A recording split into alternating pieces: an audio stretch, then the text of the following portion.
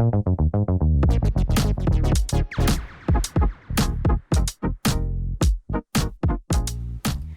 back to another episode of Version Control. I'm Soumya. I'm a senior software engineer at Microsoft, and with me, like always, I'm Sarthak. I'm a software engineer at Amazon. Still don't have the senior tag. Hey, but it's not about the tag, it's about the job you do. It's about the job. Designations don't matter, even though I have a senior. So, we were very productive this week. We are finally on Spotify. So, give us a listen if you are also on Spotify. Yeah, right? I'm going to drop the link in the description to our Spotify page. Yeah. And soon to be on other podcasts. Yeah. We'll get there. We'll get there. Yeah. And speaking of productivity, that is what we're doing today, right? Productive hacks, all the stuff that over the years we've come across that we feel help our productivity. And we just wanted to share that stuff with our viewers, right? Yeah, and I feel like every developer at some amount, and not just developer, anytime you're in a creative or a problem-solving job, you're kind of obsessed with your productivity at some level, right? Right. There are people like me who are nerds about it, but I guess there are people like you who have it as a priority, but they're not geeking about it at least, right? And then there are people who subconsciously do it. They don't give that meta thinking to it, but they always apply it, right? Yeah. So, I think that makes sense. Yeah, I think that kind of what also it piqued my interest into this topic, right? But I want to give a disclaimer here. Most of my advice will be for creative and problem-solving jobs and hobbies or whatever you want to doing. These do not apply to maybe a field like legal. Okay, so I'm pretty much sure there are productive hacks there also that you can do, but these probably won't apply there. Yeah, and a lot of them might also be subjective because a lot of them are coming from our own personal experiences. So if people relate, that's great, right? Yeah. Before we go into them, let me ask you a question. Do you think thinking about productivity is important? I think yes, right? I think it helps you. I think it's more about it helps you be more self-aware, right? Like what habits make you better at work, what make you feel better about doing the work you're doing, right? So thinking about productivity is important. It makes you more conscious about the work you're doing and also help you understand yourself better. What about you?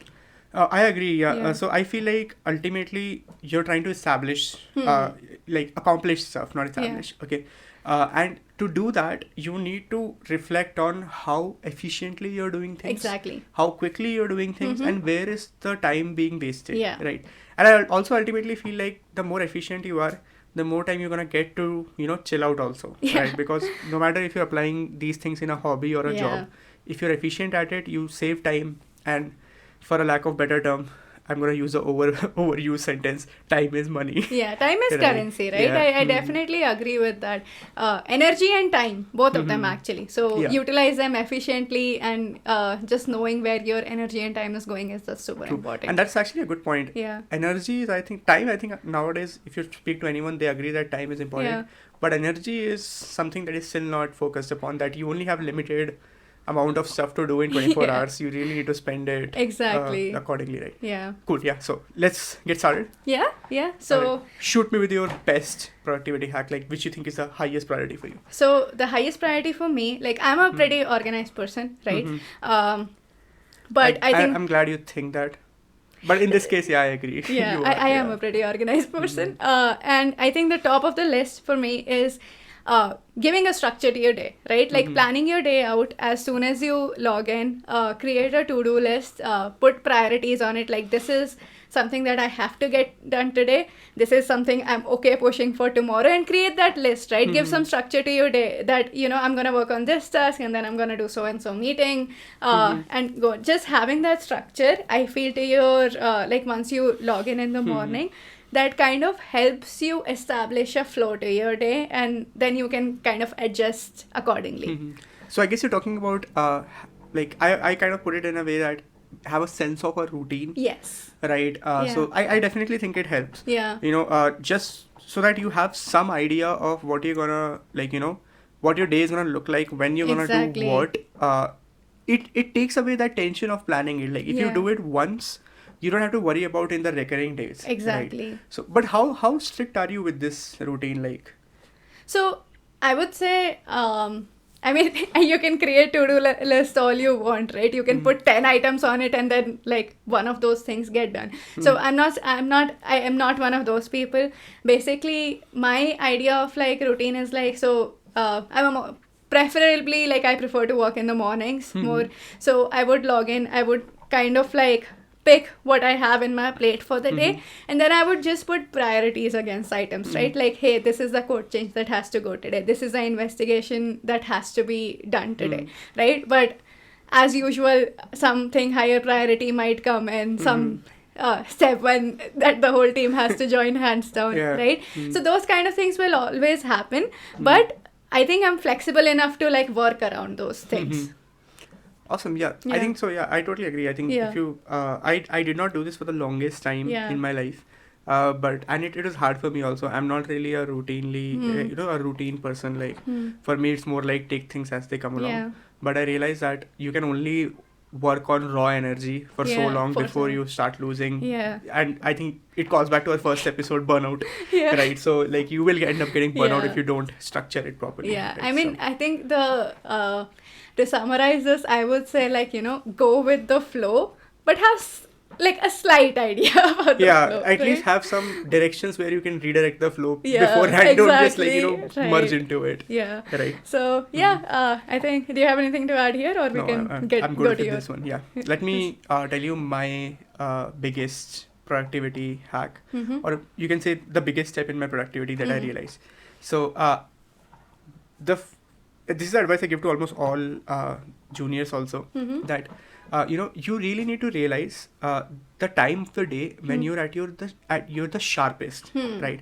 And what I mean by that is like we're in a job of solving complex problems. Exactly. Right? They require focus, they require extended periods of debugging and other stuff. So to do these complex tasks, you need to be at the top of your brain cycles, like when you're very sharp, you're fresh, right? And that part of the day varies for a lot of people. Personally, for me, that occurs around when I wake up. I think 3 to 4 hours after I wake up, I see. I'm the sharpest for the next 3-4 hours at least, right? If I don't spend it on coding and all. So that when I realized that, I started structuring my complex tasks of the day in that time frame, and that has helped me a lot.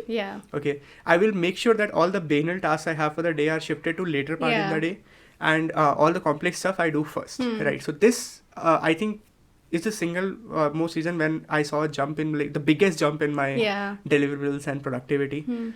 This time varies for everyone. I have seen people for whom this time comes at like 10 p.m. in the midnight. Okay, so they will do banal work all day, and in the night they will like start coding, and they will like pump out the best code they can in the day. So that's my advice for the first one. Do you agree with this? I totally agree with this, right? And I think subconsciously a lot of people still do it. But I think when you put it into words, like it makes sense. It would make sense for a lot of people out there, right? And I also agree with like when you're sharpest, you need to like pick the most priority tasks or the hardest problems to solve for yourself.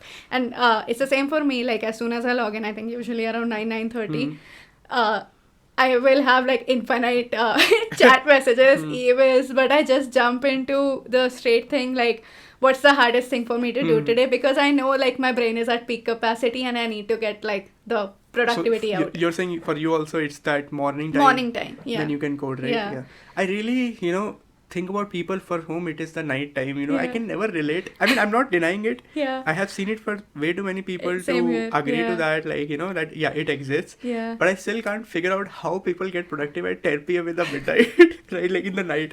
Like, isn't it time to sleep, man? Like, just go to sleep or, drink a beer or something. Why do you feel like working on the most complex task at 10 p.m. in the night? I mean, I think it varies from person to person. Like, at least for me, I think it has a lot to do with my morning coffee. Like, as soon as the caffeine goes in the veins, it's like, yay, I'm awake. You also have that rule, right? That no coffee after 4 p.m. So it's like a... after 4 p.m. your graph is like going down only. So by 10 p.m. you're like, there's no blood, there's no coffee in my body. Exactly. So, Alright, shoot me with the next one. The next one I had was also more about the structure to the day. But a lot of time, like our jobs are collaborative, right?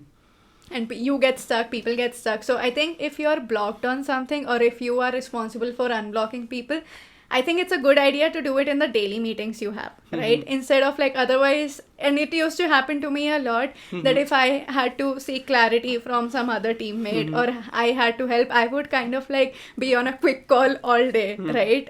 But instead of that, what I've shifted to now is that in my daily scrums or, most of us have those recurring meetings, right?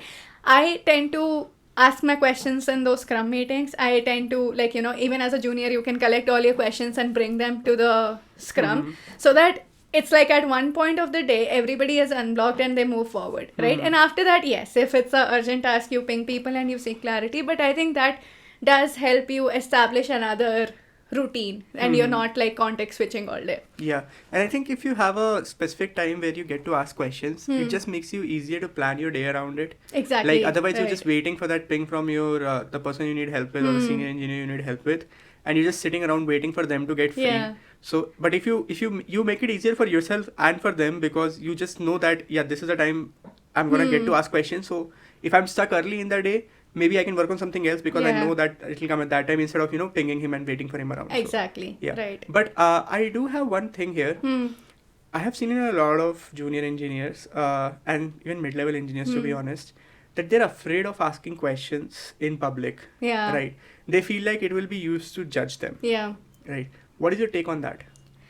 So I feel when you're starting out, there are no wrong questions, right? Everything is curiosity, and you should think of it in a way like, yes, you might look dumb or whatever, but nobody's gonna judge you for that, right? And think of it in a way that there might be other people in the room who have the same question, and it's a learning opportunity for everyone, right? But so what does the person gain by that? Right. That's a good holistic look at it. Yeah. But that fear that I come across as the dumb one and others benefit off of it just makes me feel worse. Right. I see. What's my take on that? I think in the end, it's a collaborative job, right? I think people kind of need to understand that it's okay. Everybody was in your shoes at a point. And even if so most of the time you will get a dedicated mentor. And I think this is something a lot of juniors miss out on as well, right? They would kind of ping just the mentor, but you have to realize that there are other people in the team who also have the same experience and they can also help you. And this is basically a bonding opportunity, right? That's the way you should look at it, that it gets you closer to the team as well. Yeah. So from team building perspective, that's nice. I have a take on this. So I think a lot of people sometimes feel that the only way to gain influence is by showing, deliverables and showing knowledge, right? But a very big part that is ignored is that a good way to show influence is also by asking good questions. Exactly. Right. So when you're asking in a public forum, I would say you don't frame your question in a way that makes it look like you're just seeking a solution. Yeah. You frame it in a way that it makes you look like you're actually questioning something and then seeking knowledge from it because someone has been there longer or they have worked on it, right? So a typical example of this is you tried a library, it didn't work as you wanted, and you're not able to figure out how this API call will work. Yeah. So you go to the stand-up or any meeting and you ask there that, hey, I tried using this library X, I was expecting a response like Y.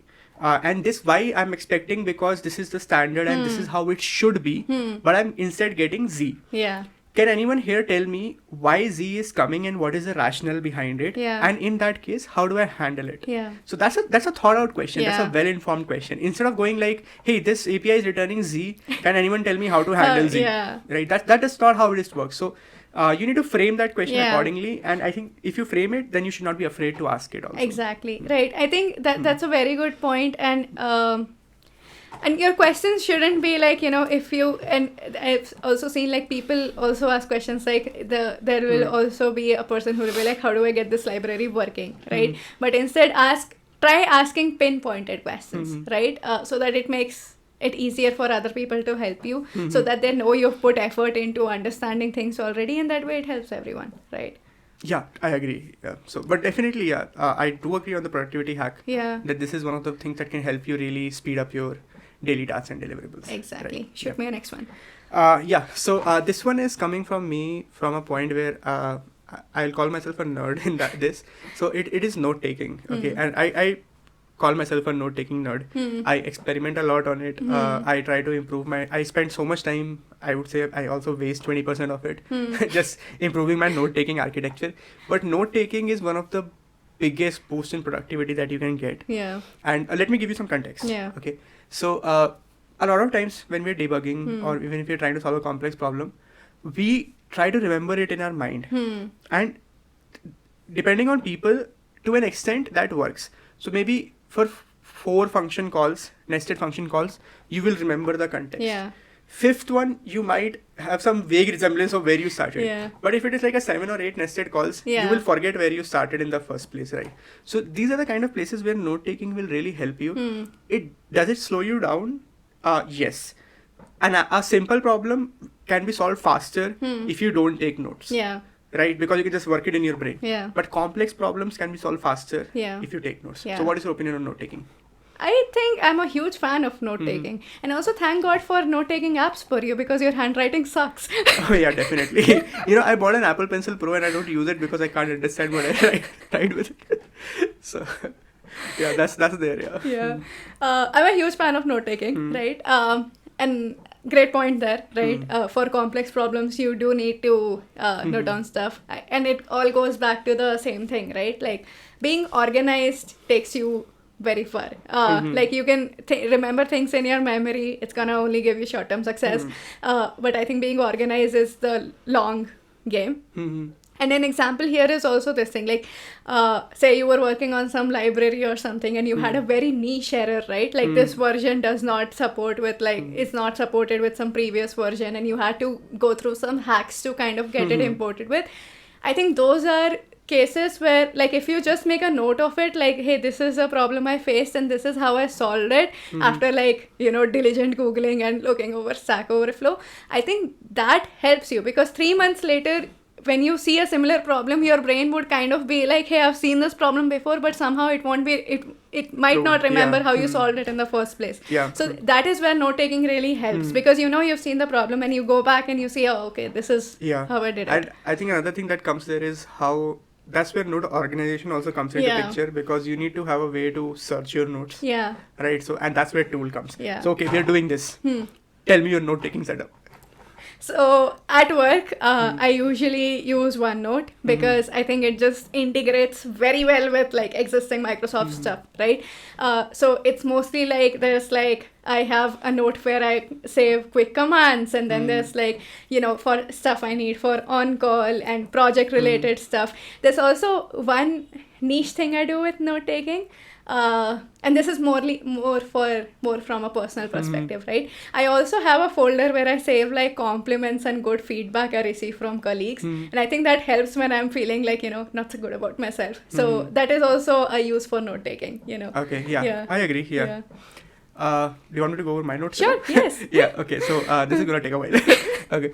So I categorize notes into multiple buckets. Okay. So some notes, the first bucket is some notes I need synced across all devices and some notes I'm okay with keeping it in my laptop. Oh my god, you were not kidding when you said you're a geek about this.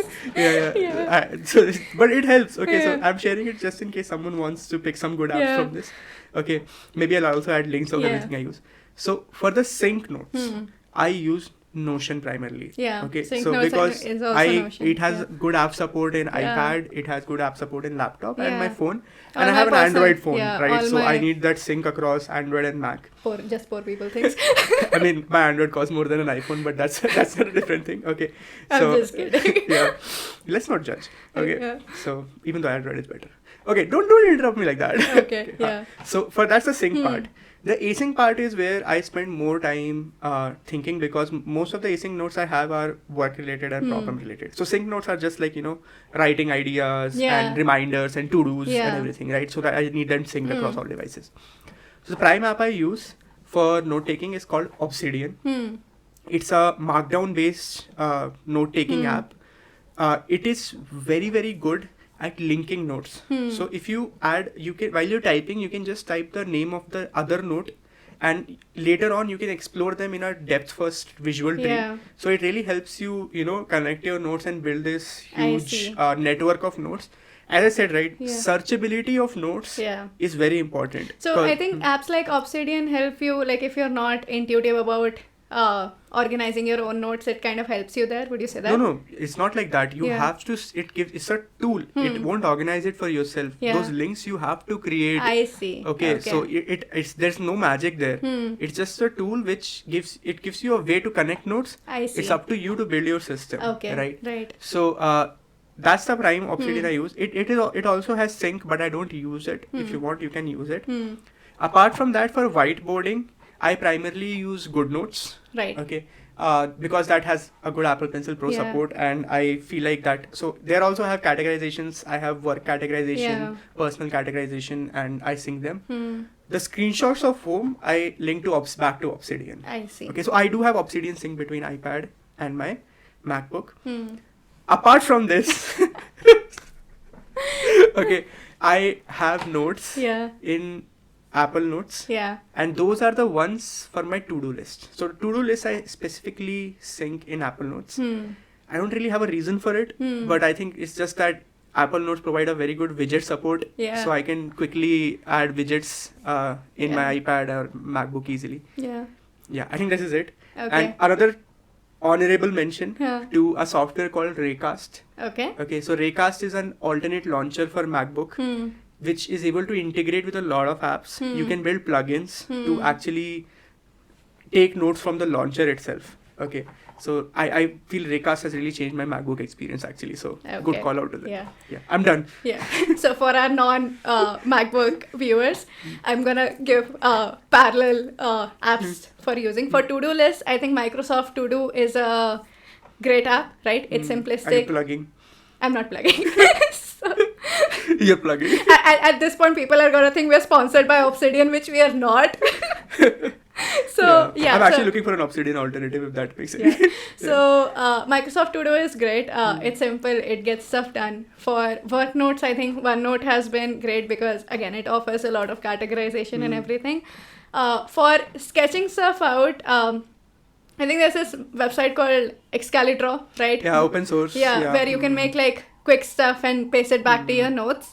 That is a great alternative, right? Excalidraw I love, that also gets an honorable mention when I need to whiteboard on my MacBook. Okay, right. Excalidraw is also great if I'm trying to explain something to someone in meeting, so I can just quickly sketch stuff out. So best thing is it works only in your browser. So it is not even like server based. So it's not really taking you don't have to worry about data. privacy or anything even when you're discussing corporate stuff. I'm just gonna. Yeah, that's fine. Production issue. Yeah. All right. Cool. Anything else to add here? No, I think we have geeked out about note taking, but be diligent and note taking. All right. So I think we are hitting a good length already. So let's do one more each before we decide whether we want to do more in the next episode or not. Okay. So shoot. I'm gonna have to pick one. Okay. Yeah. So all right, my next one is slightly technical and very developer oriented, which is knowing the IDE you work on, right? If you use an IDE or if it's if it's a platform, you need to know it in and out. And the example there is I use Visual Studio in my day-to-day work, right? Visual Studio Code or Visual Studio the IDE? I use Visual Studio the IDE. Okay. Right? So that's a IDE I use, and learning the shortcuts, having Copilot integrated, knowing that it can also help you with Git changes, I think that really boosts my productivity, right?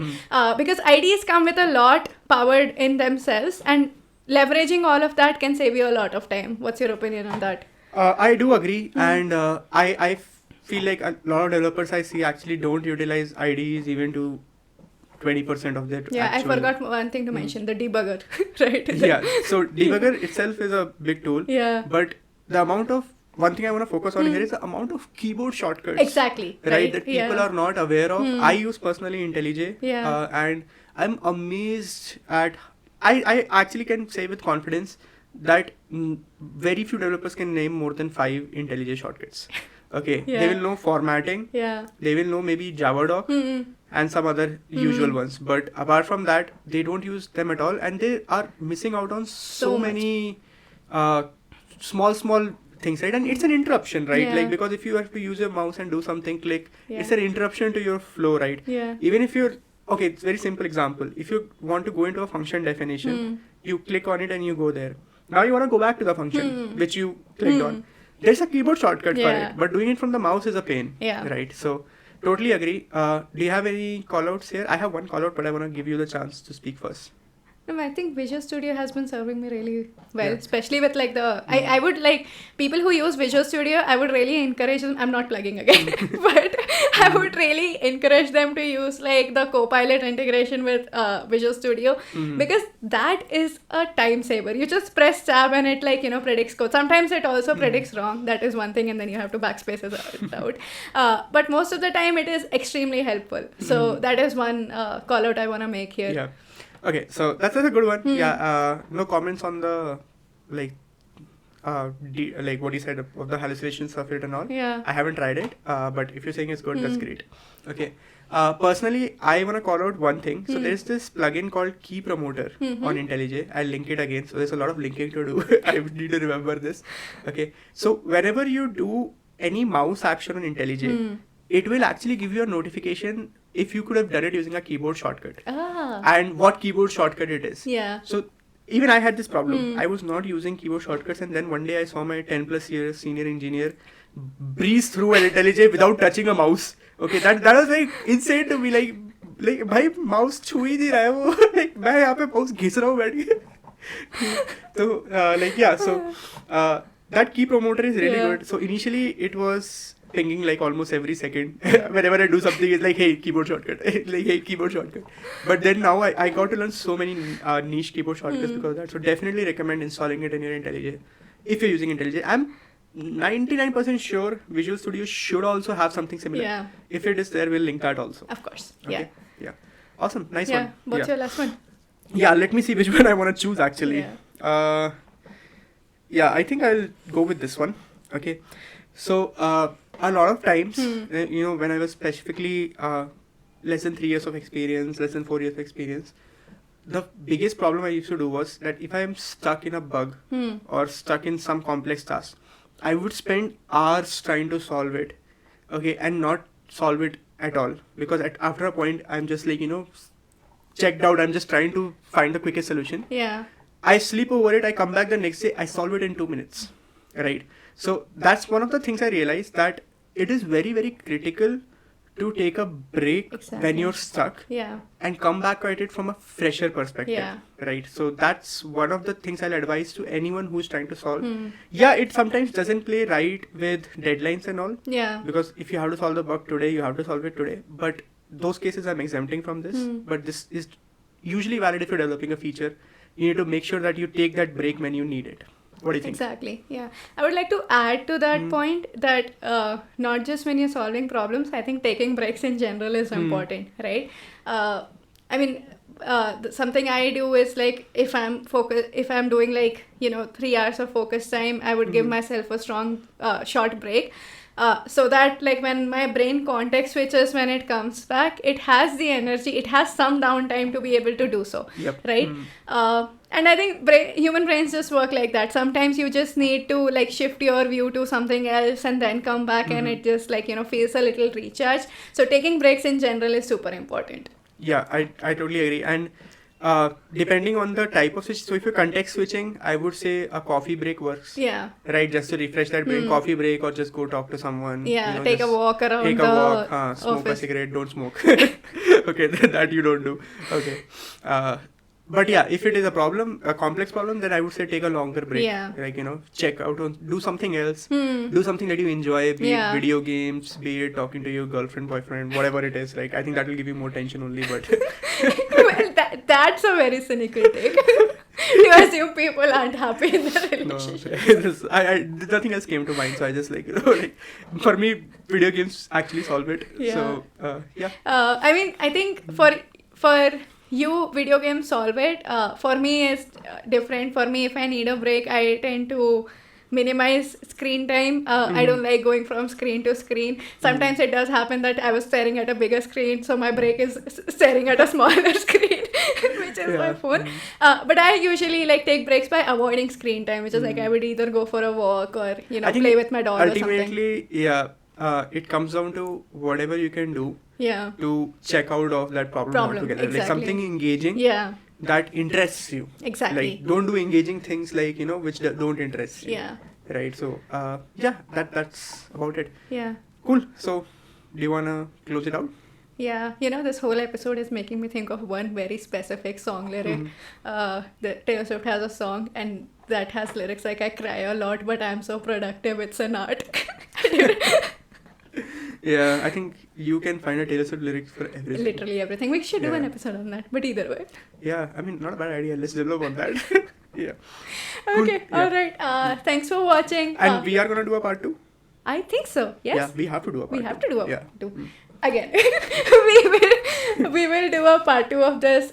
Thank you so much for watching. If you agree with our productivity hacks, let us know. Let us know what makes you more productive in the comments. Thanks for watching. Do like, share, and subscribe. And also follow us on Spotify. Bye-bye.